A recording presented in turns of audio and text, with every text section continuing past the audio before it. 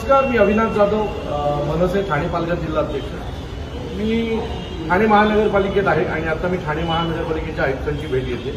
विषय अतिशय गंभीर आहे, पण आता अडचण अशी आहे की काय मीच माझ्या शहराची बदनामी करतोय की काय असं माझ्या कधी कधी मनात येतं। पण लोकांचे जे प्रॉब्लेम्स आहेत ते तुमच्या सगळ्यांसमोर नेहमी आणले पाहिजेत या मताचा मी मध्यंतरी एक चळवळ उभी केली होती ठाण्यातल्या ट्रॅफिक विषयी आणि त्याला ठाणेकरांनी प्रचंड प्रतिसाद दिला आणि ती चळवळ आमची अशीच पुढे चालू राहणार आहे। आज मी एक वेगळा विषय घेऊन आलोय आणि ठाणेकरांच्या अतिशय जिव्हाळ्याचा विषय तो म्हणजे पाणी।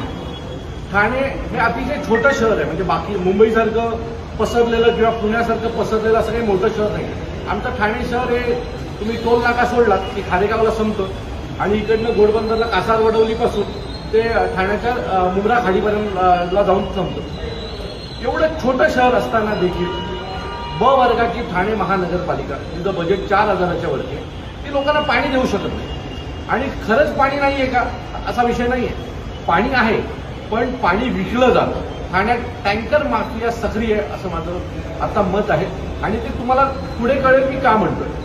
हे ठाण्यातले विहंग व्हॅली सोसायटीचे काही लोक मला आज भेटायला आले होते आणि त्यांच्याशी बोलल्याच्या नंतर मला धडकीच बसली।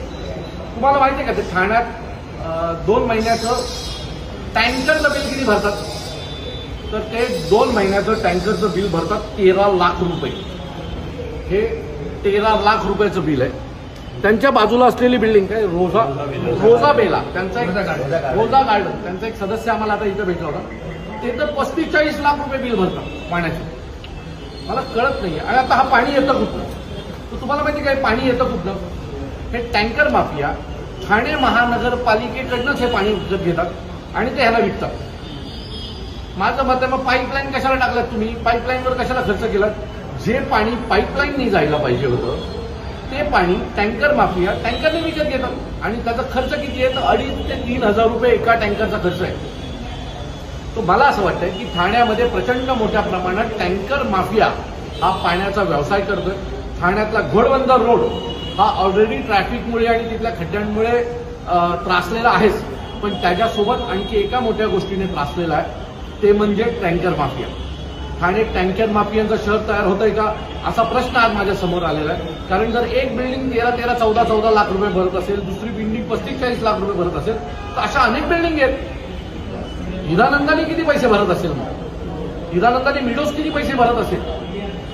सो या सर्व प्रश्नांवर मला ठाणेकरांना विनंती आहे की सगळ्यात प्रथम घोडबंदर रोडला जर घर विकत घेत असाल तर 2 गोष्टी लक्षात ठेवायच्या।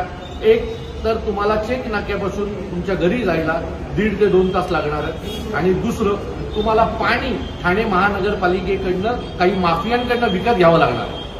तर घोडबंदरला जर पाणी विकत घ्यावं लागत असेल तर त्याच्यापेक्षा मोठं दुर्भाग्य काहीही नाही।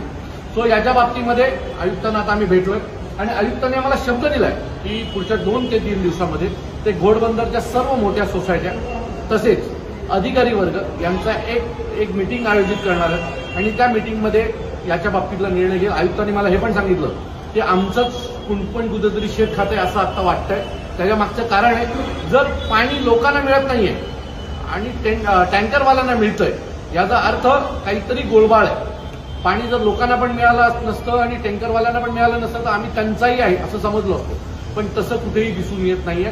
हा सगळा जो ढोल आहे तो टँकर माफियांसाठी आहे। अधिकारी आणि टँकर माफिया हे मिळून हा ढोल करतायत। या सगळ्याच्या विरोधात आजपासून आम्ही रस्त्यावर उतरणार आहोत। माझी घोडबंदरमधल्या प्रत्येक नागरिकाला विनंती आहे की तुम्ही देखील या चळवळीत आमच्यासोबत उभे राहा, नाहीतर दरवर्षी पाणी विकत घेऊनच तुम्हाला जगावं लागेल।